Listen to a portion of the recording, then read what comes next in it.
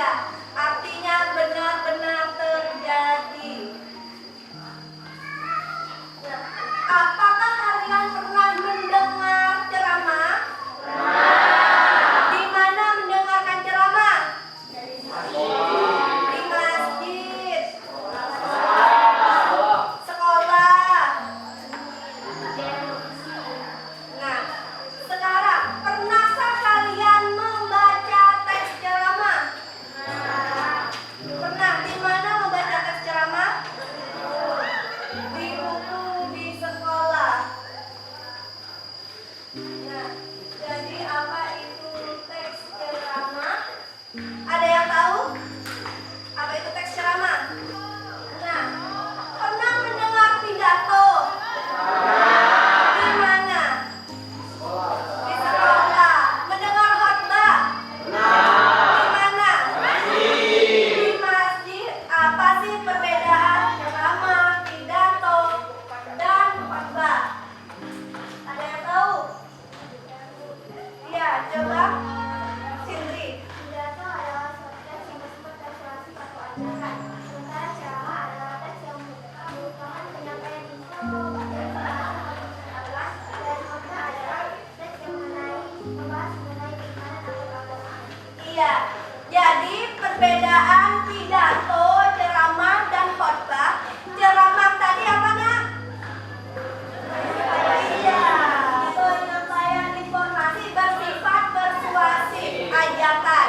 Ajakan untuk kebaikan. Kalau khotbah? Iya, tentang keagamaan, biasanya pada hari Jumat untuk orang sholat Jumat ya. Yang terakhir ada pidato. Isinya apa? Iya, berisi penyampaian ajakan. Misalkan ada orang kampanye, nyoblos-nyoblos anggota DPR, tahu? Nah, dia pasti berpidato untuk mengajak, ayo pilih nomor berapa. Ya? Iya. Pembicaraan berdiri di depan umum untuk menyampaikan materi sementara pendengaran hanya menyimak. Iya, berdiri di depan umum.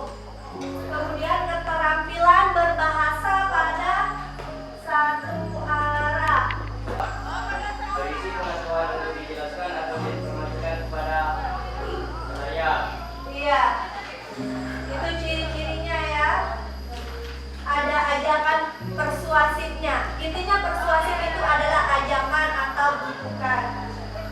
Kemudian informasi itu ada berdasarkan apa nak? Jenis-jenis informasi. Berdasarkan fungsi, Berdasarkan fungsi. nama penyajian, Berdasarkan penyajian. poster, Iya, kalau informasi berdasarkan tempat penyajian, informasinya itu di mana kita temukan? Contohnya, sosial media, sosial media. Mungkin yang di belakang ingin bertanya? Tidak ya? Baik, kalau tidak, Ibu ada contoh tayangan video ceramah. Yang kalian lakukan adalah kalian memahami informasi apa di dalam video ceramah yang diputarkan ini.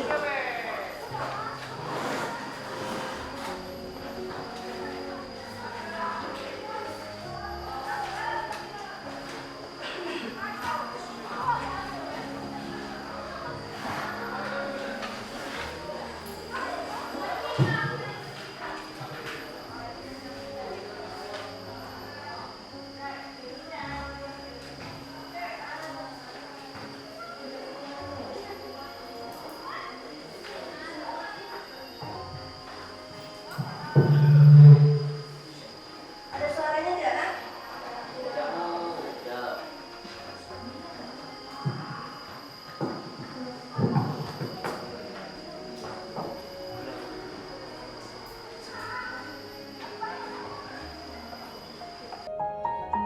Saya kira orang seperti kita yang dulu pernah masa-masa kelam, pernah nggak stabil emosinya. Saya kira semua kita pernah ngalamin masa ketika kita benar-benar menyakiti perasaan ayah dan ibu kita. Kita buang semua jasa mereka. Lalu kita mengatakan kalimat-kalimat yang seolah-olah kita adalah anak yang tidak pernah mendapatkan kebaikan dari orang tua kita.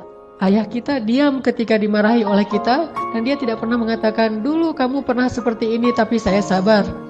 Dulu saya habis-habisan berkorban untuk kamu. Saya korbankan semuanya. Saya siang malam mencari nafkah untuk kamu. Ayah kita tidak pernah mengatakan itu di hadapan kita. Dia tetap sabar, menanggung semua ucapan-ucapan dan bentakan dari anaknya. Apalagi ibu kita. Dia mengandung kita 9 bulan dalam kepayahan. Gak bisa duduk, gak bisa tidur, gak bisa berdiri, jalan kemana-mana berat. Apakah hanya untuk melahirkan seorang anak yang congkak, sombong, yang kemudian membentak ibunya hanya karena kesalahan kecil yang dilakukan ibunya? Tentu saja hal itu sangat menggores hati yang menerimanya. Iya, dari ceramah yang dibacakan Fatur, coba kalian pahami informasi apa yang kalian dapat. Iya, semakin hari cenderung, iya, kesantunan berbahasa itu semakin menurun. Berikutnya, coba Sindri baca yang berikutnya. Fenomena tersebut menunjukkan adanya penurunan agama dan nilai yang berlaku dalam masyarakat itu.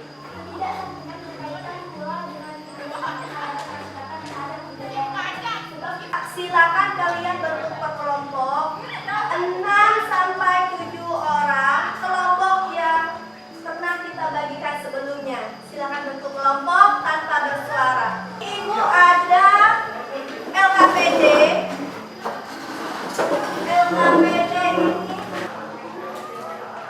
2 menit lagi Nadia, kita akan presentasikan hasil diskusinya dalam menemukan informasi dalam ceramah era globalisasi judulnya.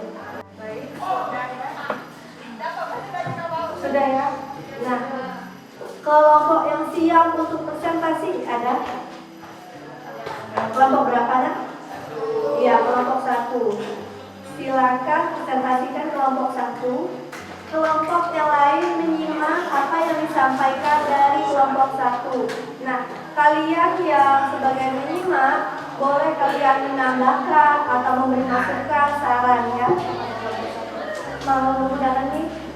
Dari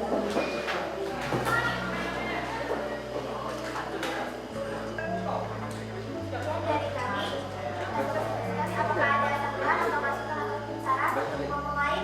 Ya, dari kelompok lain yang ingin menambahkan, mungkin ada yang berbeda atau menemukan informasi lain, boleh tentu saja. Mungkin ada di antara kelompok ini ada yang berbeda. Iya, kelompok berapa? Kelompok 3. Ada budaya asing yang masuk ke budaya kita. Soalnya telah Ibu kirimkan di WA group. Ya. Silakan kalian kerjakan latihan evaluasi. Apa yang Anda ketahui setelah mempelajari materi pada hari ini? Silakan sampaikan apa yang Anda ketahui. Iya, Fatur ya. Apa saja kalau menurut Fatur yang telah diketahui? Apa yang saya ketahui setelah mempelajari materi pada hari ini, yang pertama adalah pengertian ceramah. Iya, itu yang Fatur ketahui setelah mempelajari materi pada hari ini. Ada lagi menurut teman anak-anak yang lain?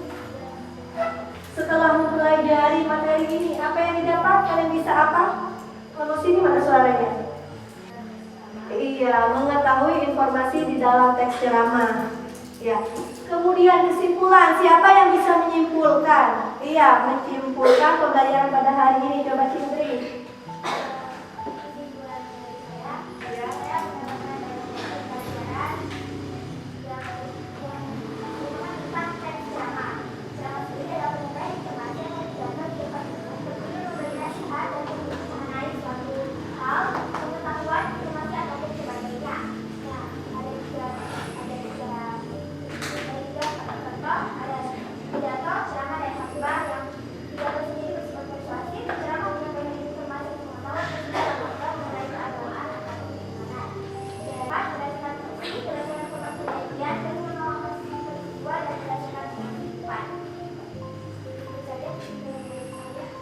Ya, terima kasih ya Cindy. Ya, jadi kesimpulan itu adalah kesimpulan dari pembelajaran kita pada hari ini. Ada yang menambahkan?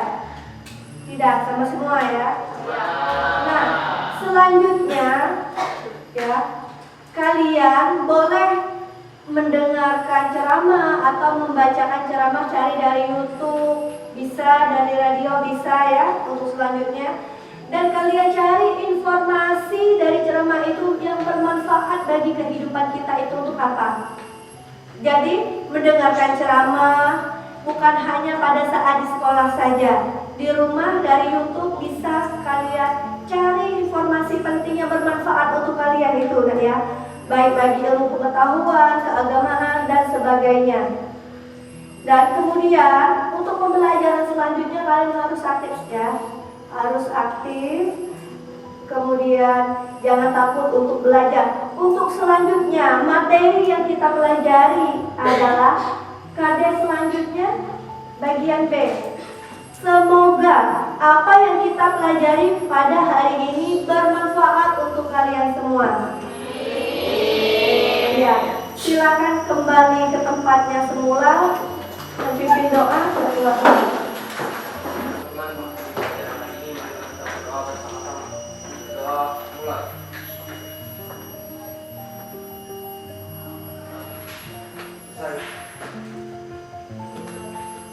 Siap.